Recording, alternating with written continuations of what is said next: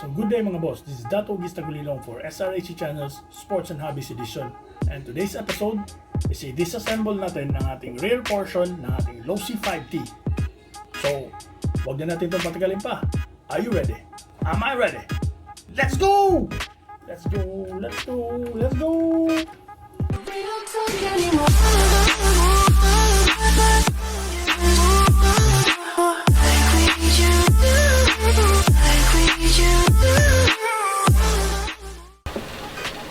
So una natin tatanggalin is yung rear bumper. May tatlo siyang screw at saka yung metal portion na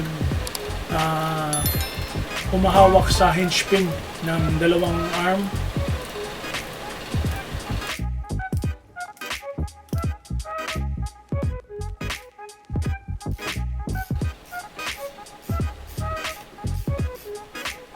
Guys, narinig niyo na ba ang kwento ni Boy Bastos? Kung hindi niyo pa narinig ang kwento ni Boy Bastos, kukwentuhan ko kayo mamaya-maya lang. So, i-screw lang natin yung dalawang hinge pin sa arm, or i-screw lang natin yung dalawang metal part na naghahawak ng hinge pin. So, ito na yung hinge pin. Yung rear portion ng hinge pin. Maraming ano siya. Sobrang daming alikabok. Second hand ba naman, what do you expect? So, next is tinanggal natin yung shock sa shock tower.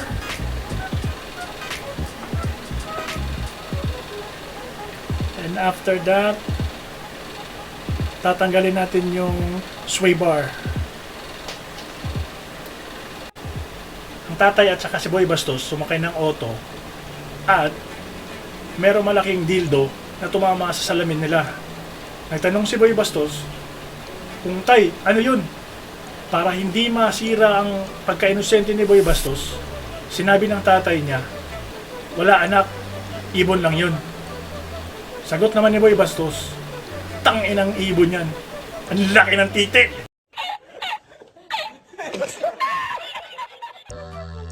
So, ngayon, alam mo na yung kwento ni Boy Bastos. Sa mga next episode natin, marami pa tayong kwento tungkol kay Boy Bastos. Kaya, abangan!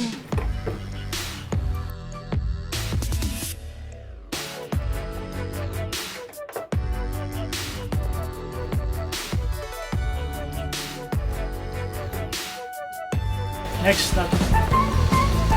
Ganon din ang gagawin sa kabila. Tatanggalin natin yung shock sa shock tower.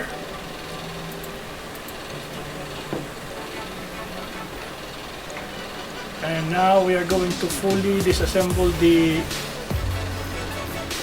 rear bumper.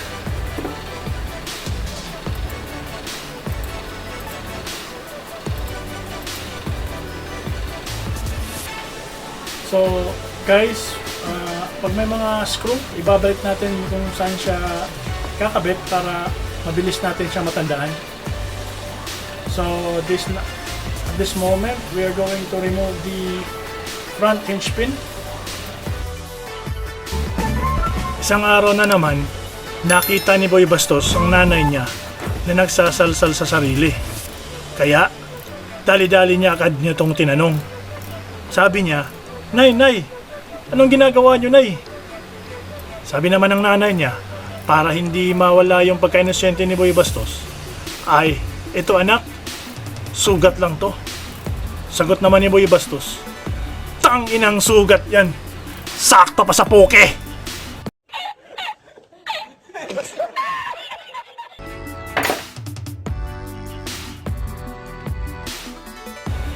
Ikaw na nakarinig ng kwento ni Boy Bastos, i-comment mo sa baba kung anong pinakabastos na narinig mo tungkol kay Boy Bastos.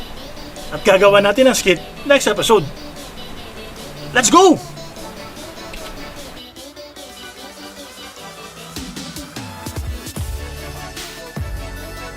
So tatanggalin na natin yung shock tower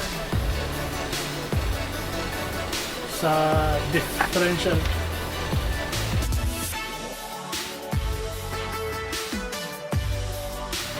casing. So ito yung shock tower. Tabi muna natin. And after that,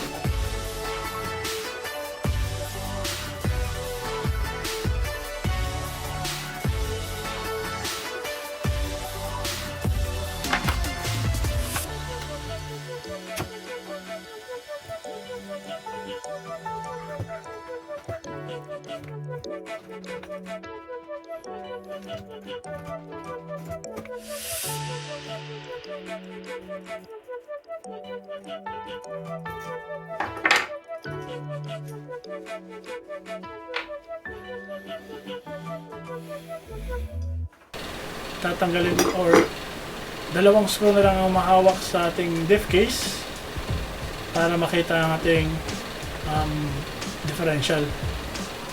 So since Losi ito, yung diff case natin, yung differential natin is blue or color blue.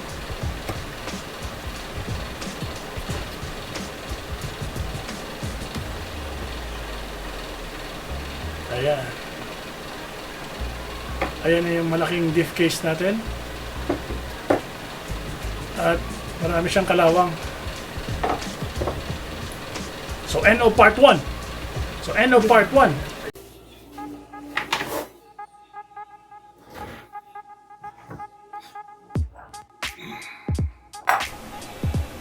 So mag-assemble tayo ng ating diff case.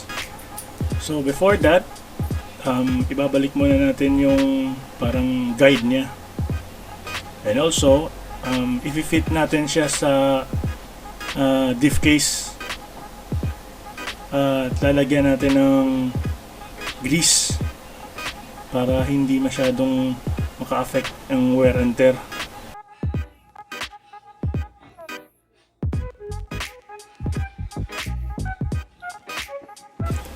So, ikakabit na natin ng differential assembly at i-check natin kung merong binding. So, babalik natin yung screw para makabit yung diff case.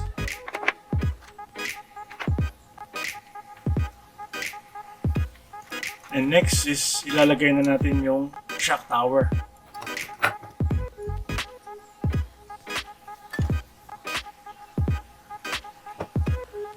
After ng shock tower is yung hinge pin holder. Linisan na lang natin ng konti.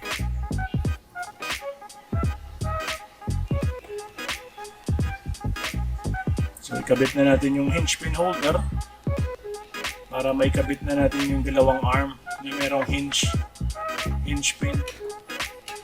So after natin nakabit yung hinge pin, kakabit natin yung shock sa shock tower.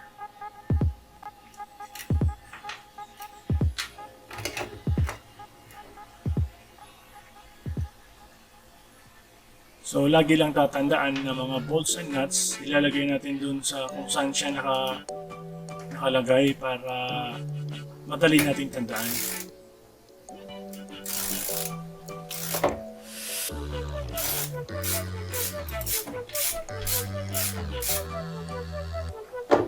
So ganun din ang gagawin sa kabila.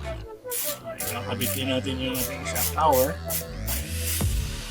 Ikakabit natin yung ating shock sa ating shock tower at saka yung drivetrain.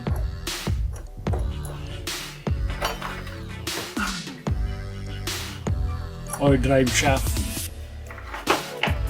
At ikakabit na natin yung rear shock pin, yung rear hinge pin holder para ma-secure na natin yung ating dalawang arms. So after that, yung rear bumper assembly ay ikakabit na natin. Tinanggal ko muna yung shock kasi meron tension sa spring kaya mahirap ikabit mo yung screw para malusan muna siya.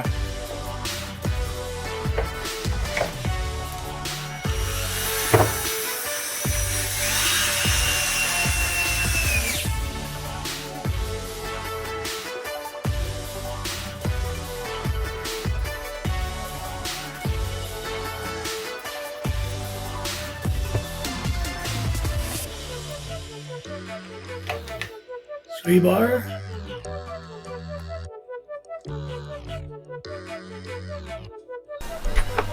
So dito, ibinalik na natin yung sway bar at nakabit na natin sa dalawang arms. After nun, ay ibabalik na natin yung mga screw sa rear bumper assembly.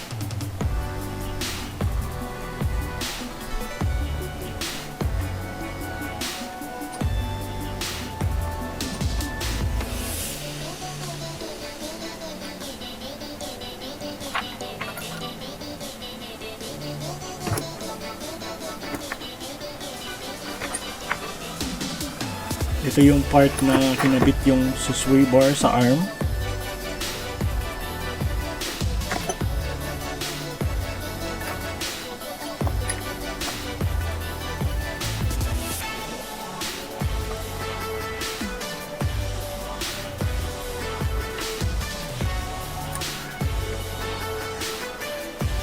At saka yung guide niya para sa toe in and toe out ng gulong.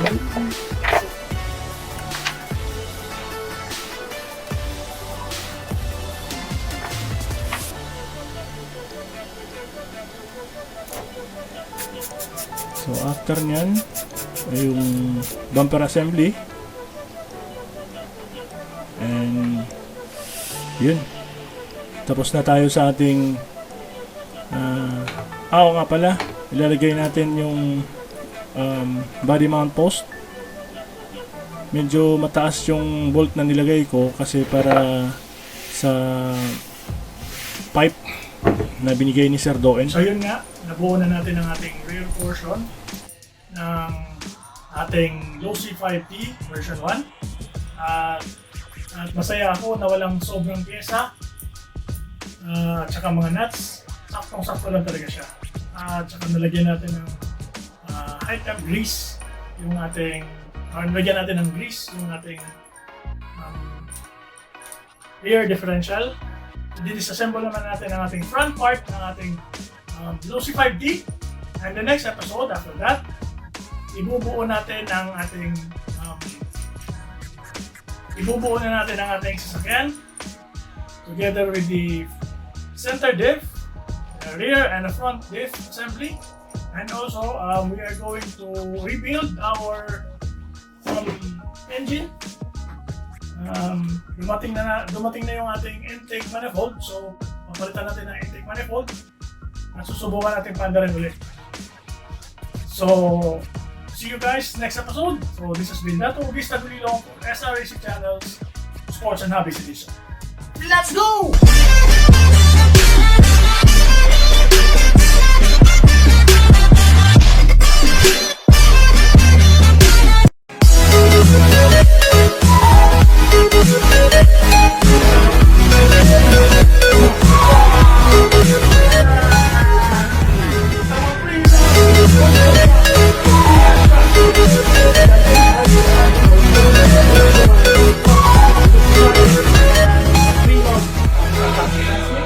And battery. We will give you an in-depth look regarding this monster truck. So are you ready? Am I ready?